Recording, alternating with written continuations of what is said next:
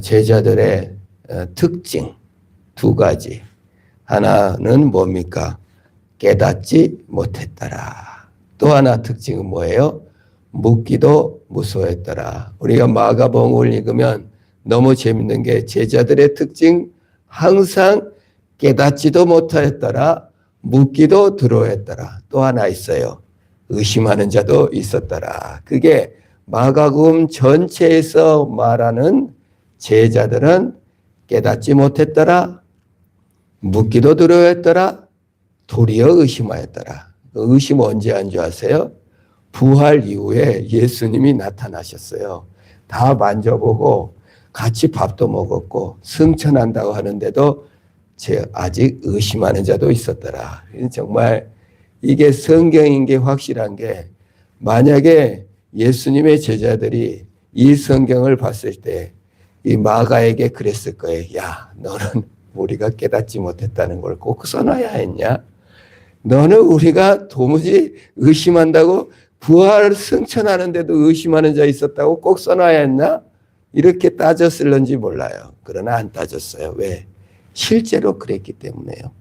제자들이 묻기도 두려워하고 또 의심하고 이렇게 두려워했던 이유가 뭡니까? 오늘 예수님이 십자가를 지고 죽는다 그 말을 하니까 너무 무섭고 두려워했어요.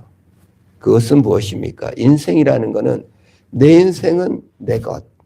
내 인생은 좀 내가 멋지게 펼쳐지기를 원하는데 고난을 받는다, 십자가를 진다, 죽는다 하니까 그냥 너무 괴로운 거예요. 이게 인간에게는 너무 두렵고 인간에게는 묻기 어려운 부분이 바로 이 부분입니다. 왜냐하면 선악을 알게 하는 나무 열매를 따먹을 때 내 인생은 내 것이라고 선언했거든요.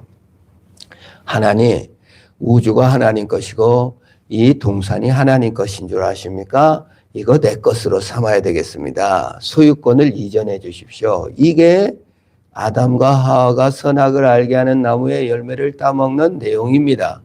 또 방탕한 아들이 아버지 죽으면 줄 유산 나에게 주세요. 소유권을 넘겨주세요. 이게 인간의 본심이고 모든 인생의 노래가 뭐예요? 내 인생은 내 것. 너만 너를 챙겨라. 네 좋을 대로 해라. 네 원하는 대로 해라. 이게 인생의 가장 큰 주제예요. 91년도에 유행가가 하나 나왔는데 민혜경 씨가 불렀어요. 내 인생은 나의 것. 내 인생은 나의 것. 나는 모든 것을 책임질 수 있어요.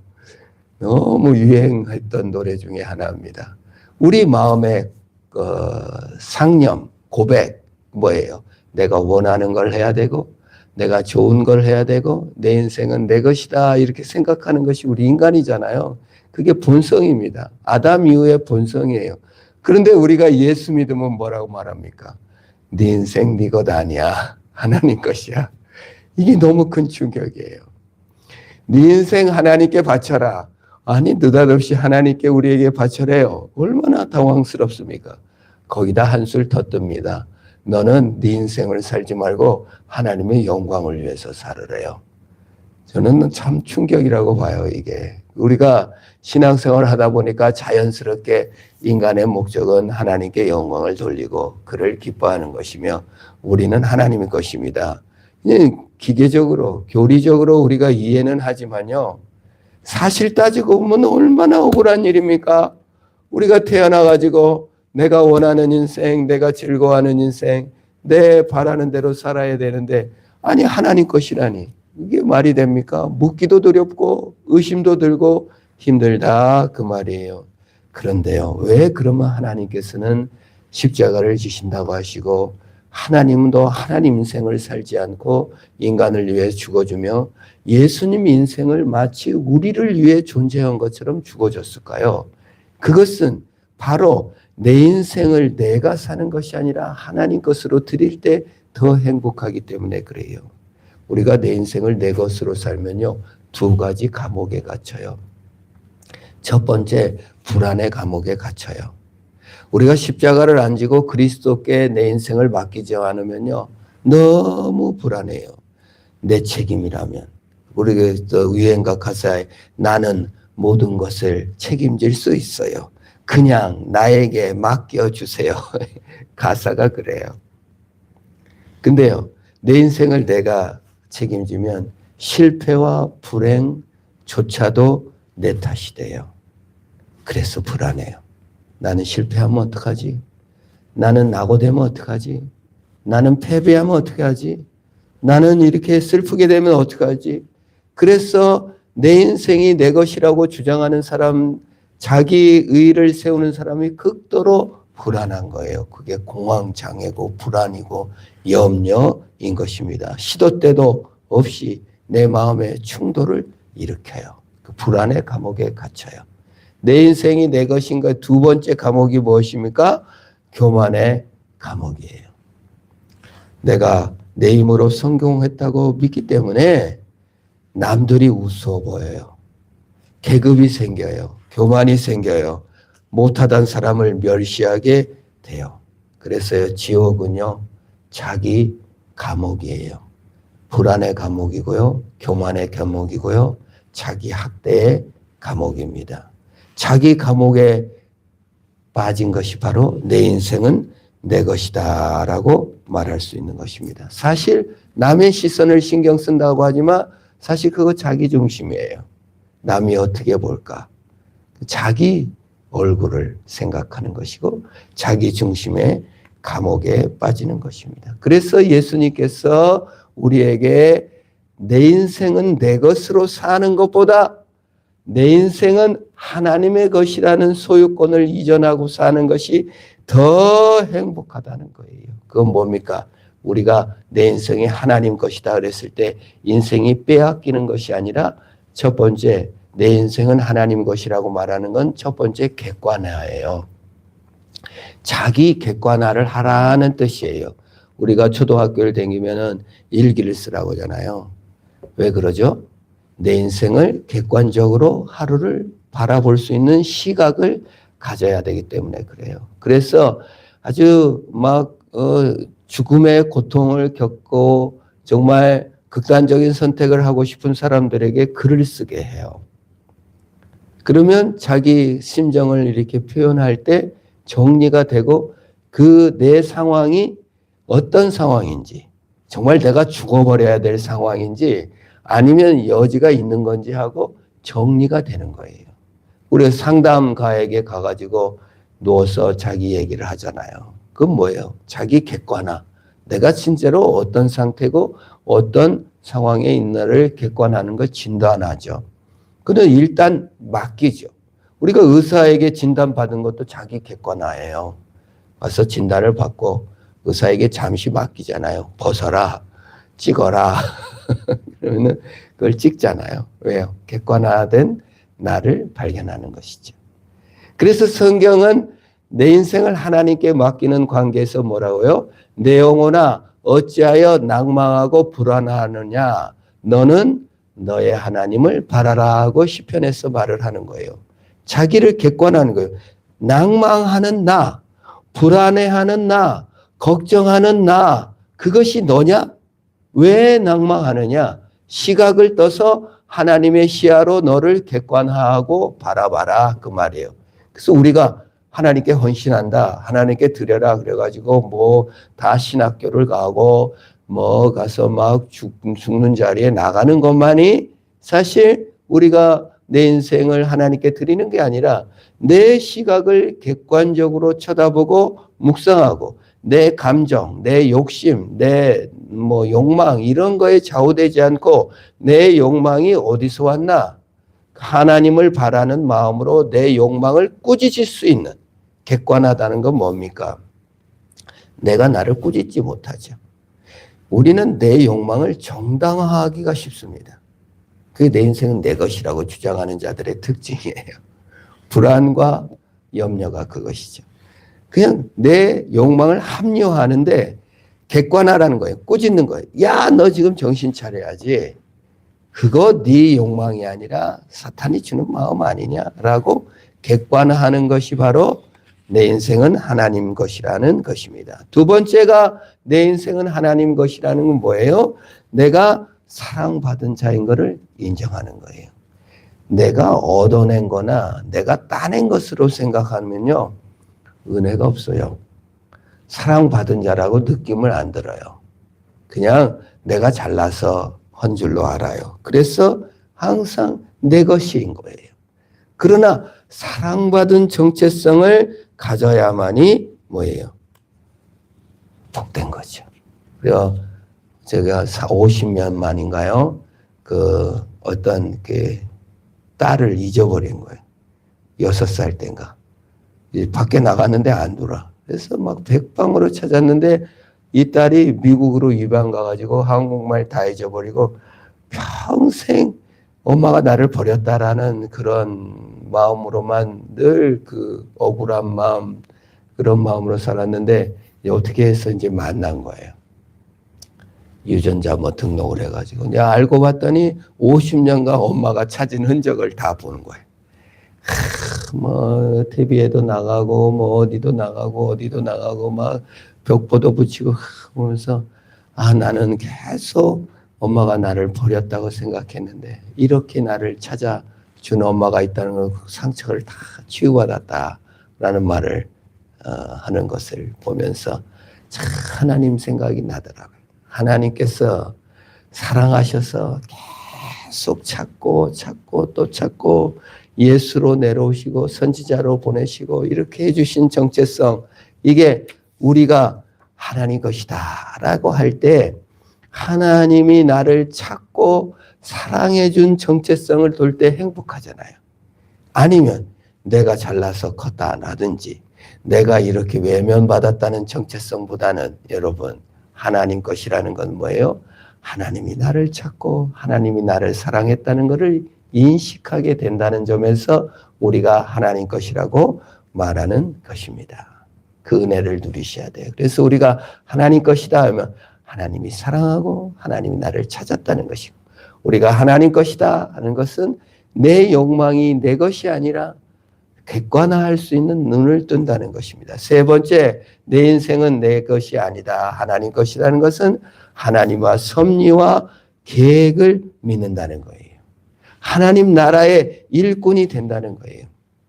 우리가 군대를 가면요, 그래요. 군대에서 야, 니들은 이제 국가의 것이야. 지금은 어쩐지 모르겠어요. 국가에 충성해야 된대요. 그러면서 군가를 가르쳐요. 전우가 남긴 그 한마디, 이 몸은 죽었어도 조국을 정말 지킬 것이다. 총알을 맞아 종아리 빗발치는 전쟁터, 이런 군가를 부르는 거예요. 내 생명이 국가의 것이라고 이양하고 군인이 되어서 싸우는 것입니다. 근데 그게 멋지게 보여요. 우리 윤봉길 의사나 안중근 열사 이런 분들이 자신의 생명을 독립을 위해서 드렸잖아요. 그 얼마나 멋지고 아름다운 것입니까? 그리고 우리가 하나님 나라, 하나님 것이라는 거 뭐예요? 하나님의 계획과 하나님의 뜻과 하나님의 섭리와 하나님 나라를 위해 하루를 산다는 거예요. 그래서 우리가 하나님 것이 됐다고 그래가지고 전부 다 신학하는 게 아니고 전부 다 목사 되는 게 아니고 그 하루를 하나님 것인 줄 알고 하나님께서 이 군인의 자리를 또는 하나님이 직장의 자리를, 하나님이 학생의 자리를, 하나님이 일터의 자리를 오늘 하루 주었구나. 저는 이 생각이에요. 군인만 국가의 것인가? 군인 부름받은 자의 길인가? 우리 모든 직업인과 삶이, 하루하루의 모든 삶이 하나님의 계획과 섭리에 따라 부름받은 자리라는 것을 믿으시기를 바랍니다. 그런 의미에서 하나님 것이라는 뜻이에요. 소명의 자리를 걷는다는 겁니다. 내 욕망의 자리를 걷는 것은 불안과 교만과 의기소침, 열등감의 감옥으로 빠지기가 쉽지만 하나님의 부름의 상을 간다. 뭘 잘한다 했을 때 하나님이 날 불렀지. 군인도 마찬가지. 국가에서 불렀다는 것 이전에 하나님이 부른 자리. 취직을 했어도 하나님이 부른 자리. 생명을 사는 하나님의 부른 자리를 가는 것이, 그것이야말로 내가 하나님 것이라는 소명의 길인 것입니다. 그러니까 모두 다 주님의 것이라고 할 때 행복할 수가 있는 겁니다. 더 행복한 길. 그래서 우리 하나님께서는 십자가의 길을 가르쳐 주시고 소명의 길을 가르쳐 주시고 또 내 인생이 내 것이 아닌 하나님의 것인 것을 알고 그 길을 가게 하세요. 왜? 그 길이 더 행복하니까. 내 인생이 내 것이 아니고 주님의 것일 때 더 행복한 줄 믿습니다. 첫 번째, 왜 더 행복하냐? 나보다 나를 더 잘 아시는 하나님이 하나님께 우리 인생을 맡길 수 있기 때문에 그래요. 내 인생이 내 것이 아니에요. 그러니까 우리는 내 인생이 내 것이라 하면 세상 기준에 있어서 더 돈을 많이 벌어야 성공한 자고, 더 직책이 많아야 성공하는 자고, 더 뭐 하는 걸로 기준에 딱 내한테 두고 있으면 나는 실패자예요. 여러분, 연약해서 하루를 살아도 성공일 수 있잖아요. 하나님 기준에 의하면. 여러분, 서울에 있을 때 양화진 순교자 무덤에 갔더니 어느 선교사님은 도착한 지 일주일 만에 장티부스로 돌아가신 거예요. 네, 신학하고 공부하고 목사대가 와갖고 일주일 만에 돌아가신 분도 계시더라고요. 그러면 우리 시각으로, 인간적 시각으로는 고생해가지고 정말 풍토병으로 일주일 만에 돌아가셨으니 그 인생은 선교 인생의 실패다. 그거는 내 인생이 내 것이라고 생각할 때는 그렇지만 하나님 것이고 하나님의 주권에 있을 때는 우리보다 더 잘하시는 하나님께서 그 주권을 따라 그 믿음을 따라 인도하신 것이죠. 거기 보면 3살 아이도 죽은 무덤이 있는 것을 보게 됩니다. 우리의 기준은 항상 뭐예요? 내 기준으로 이렇게 돼야 성공이고 이렇게 해야 오름이고 그런데 그래 행복하지 않잖아요. 우리가 사실 연약한 채로 한다 할지라도 하나님께서 이루신 일들이 있죠. 펄벅에 자라지 않은 아이라는 책이 있어요. 펄벅이 실제로 장애인을 낳았어요. 안 자라는 거예요. 근데 이제 그 결론이 뭐냐면 모든 사람이 천재, 똑똑하고 잘 자라서 공부 잘하고 대학 졸업하고 이런 건데 얘는 안 자라는 거예요. 4살 지능 이상이 계속 안 자라. 근데 그 글을 읽다 보면 얘는 완전한 하나님의 선물이고 얘는 완전히 하나님의 은총이라는 거예요. 인간이 죽을 수밖에 없는 죄인이요 하나님의 은총이 없이는 살 수 없는 존재인 것을 얘를 통해서 맨날 깨닫는다. 그 은총, 이 인간이 자라서 진보하고 훌륭하게 되는 것이 삶의 목표인데 자라지 않은 아이, 늘 돌봐주지 않으면 죽는 아이를 통해서 내 모습을 깨닫는다는 거예요. 하나님의 은혜가 아니면 죽고 하나님의 사랑이 아니면 죽을 수밖에 없는 연약한 나. 예수님의 사랑과 은혜로 내가 구원을 받았음을 깨달아서 너 보배라는 거, 보배. 얘는 나의 보배다. 그 있는 그 자체로. 성장하고 큰일 해야 해야 복된 게 아니라 있는 그 자체로 기뻐하는 거. 그게 주님의 주권입니다. 그게 우리가 주님의 것이라는 뜻이에요. 주님이 우리를 있는 그 자체로 우리를 완전히 받으셔서 사랑하신 줄 믿으시는 것이 바로 하나님 것이라는 신앙을 받아들이는 거예요.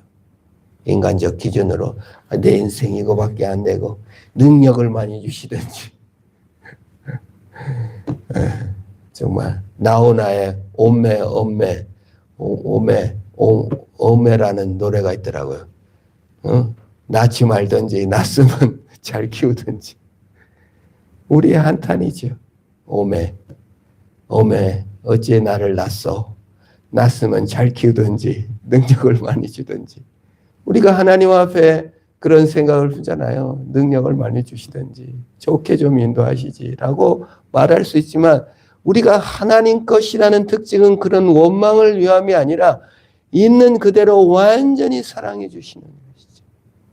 벌벅이 자라지 않는 아이가 영원한 나의 축복으로 느껴진 것처럼 우리 하나님께서 우리를 영원한 축복이요 안으시는 존재로 받으셨다. 그것이 하나님 것이라는 인식이 그게 더 행복하잖아요. 더 잘난 자만 받는 게 아니라 그걸 나보다 더 잘하신 하나님께서 다스리시고 받으셨기 때문에 더 행복한 것입니다. 무한한 사랑과 보호를 받는 자녀가 되었다. 하나님 것이다. 우리는 하나님의 소유요 왕 같은 제사장이요 하나님의 소유된 자다. 베드로서에서 말씀을 하고 있는 것입니다. 또한 인생의 목적과 의미를 발견하는 가장 영화로운 것. 하나님께 영광을 돌리는 것이지. 내 영광, 내 이름이 아니니 감사와 영광을 돌릴 수 있는 것이고 또 그 어떤 기준이나 이루지 못해서 나를 학대하거나 시기할 것이 아무것도 없는 것이지. 주님의 영광을 위한 존재로 살아가는 것입니다. 그래서 시련 중에서도 기뻐할 수 있고 낭망 중에서도 기뻐할 수 있고 그 어떤 처지나 환경 속에서도 주를 기뻐할 수 있는 것입니다. 그러므로 내 인생은 내 것이 아니라 주님의 것입니다. 우리가 내 객관화, 우리가 주님 사랑을 믿는 것, 그것이 사실 내 인생이 내 것이 아닌 하나님의 것을 인정하는 삶들을 살아감을 통하여 주님께 영광을 돌리는 존재로 서가는 것입니다. 아직도 우리가 내 인생 내 것인데 그것은 묻기도 두려워하고 깨닫지도 못한 제자들처럼 우리는 종종 내 인생을 주님이 빼앗아갈 것 같은 두려움에 사로잡힐 때가 많지만 그렇지 않습니다. 우리 하나님은 우리가 객관화하고 주님 사랑을 받아들이고 주님의 주권을 받아들임을 통해서 우리의 인생이 내 인생으로 끝나지 않고 하나님 소유된 자로서 그 영광을 참여케 하시는 그 길을 믿음으로 승리하시기를 축원합니다. 기도하겠습니다. 하나님 아버지, 우리 인생을 주께 맡기고 주님의 것임을 인식하고 믿음의 길을 걸어가도록 복을 내려 주시옵소서. 하나님, 우리가 빼앗길까 두려운 것이 아니라